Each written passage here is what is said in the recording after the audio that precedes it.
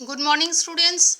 Today I will tell you about the sources of information of medieval history. Last day also I told you some sources of medieval history. Today some more I will tell you. That is, first here comes inscriptions. Inscriptions means writing engraved on hard surfaces like metal, rock, and stones. The study of inscriptions is also called epigraphy. The inscriptions are useful to know the social and economic conditions of people. Next come coins. Coins are pieces of metal that are used as money. They were usually issued by the ruler of the kingdom. The study of coins is also called numismatics.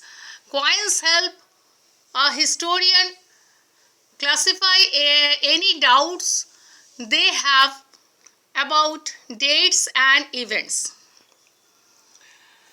The legends or writings on the coin generally convey the name or title of the ruler who issued the coin and the date of its issues.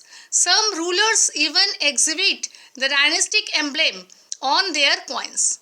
Next come archaeological evidence. Monuments and buildings often provide information about the period during which they were built.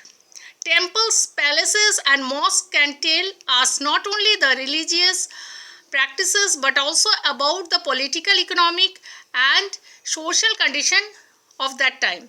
Mosques like Jama Masjid in Delhi, fort like those at Delhi, Gwalior, Agra, and Mandu, and palaces like those at Jaipur, Jodhpur, etc., understand the style of architecture followed at the time.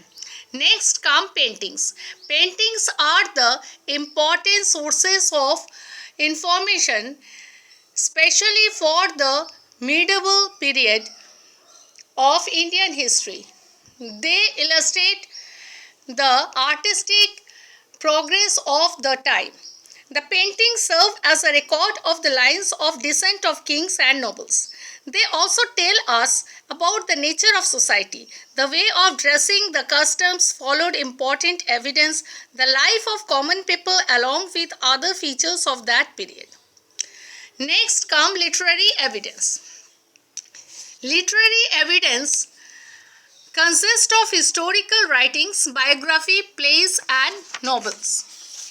Literary evidence are also have two types: indigenous sources and foreign sources. Indigenous sources, medieval manuscript in India were mainly written on palm leaf, cloth, bamboo leaf, birch bark, and paper.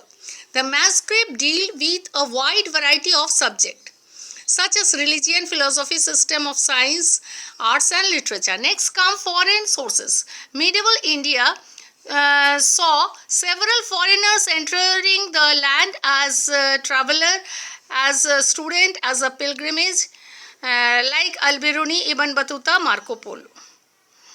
So, in this way, we can say that the information, many of which are not always continuous or authentic, historians have tried to recreate the history of medieval period. Thank you.